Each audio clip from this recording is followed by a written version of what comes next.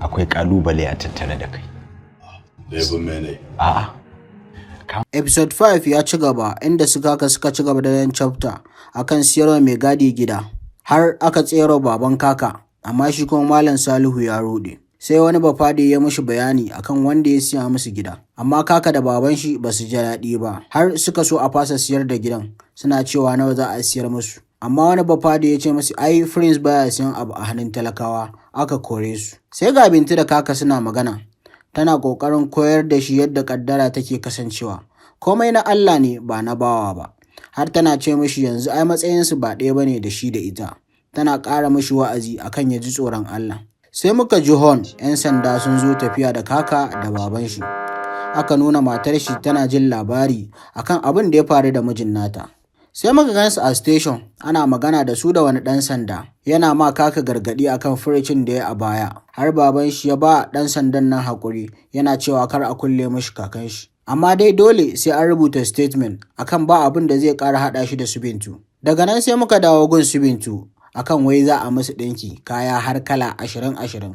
Su kuma sun ce ai abin ya yi yawa, amma Bintu dai kawai Prince take so ta gani.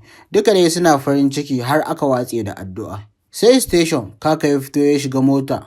Suna magana, mamansu tana faɗa musu labarin da ta ji a rediyo.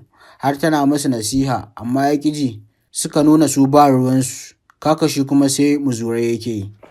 Daga nan sai muka ga su Bintu a gida. Sai dubawa suke, suna murnar sabon gida. Malam Salihu shi ma na murna. Kowa ya fito yana dariya. Mama Halima ta masa addu'a.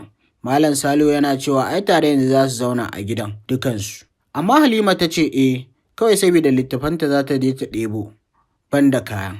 Sai Kaka suka zo ɗayan gidan da suka dawo suka samu ma'aikata suna aiki amma kuma ba a gama share-sharen ba, suka ce sai nan da bayan awa ɗaya za a gama.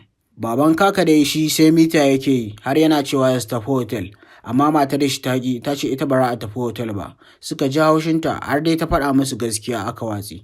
Daga nan kuma sai ga Prince ya zo gidan su Bintu da zugar motoci. Sai Malam Salihu ya fito ya musu barka da zuwa suka shiga ciki. Aka kawo musu shagali ya ce har da tarba haka, sai aka ce mai ai Bintu ce ta shirya komai. Aka bar su akan danin da su Bintu suna cin abinci. Amma Prince sai santi yake har da ya ba mata, yana kuma ƙara tambayanta ko tana da waya. Bintu ta ce a'a ba ta da shi. Sai ya ce zai sa a bata waya. Har ta mai godiya suka ɗanyi kallon love a tare. Sai muka ga Prince a motar shi suna tafiya, amma abokin shi ya gano Prince son Bintu yake, shi yasa ya bata kyautar waya.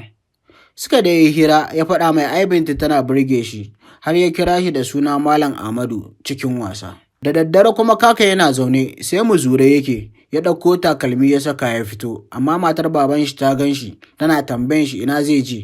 Wannan shine ƙarshen episode ɗin. Mun gode.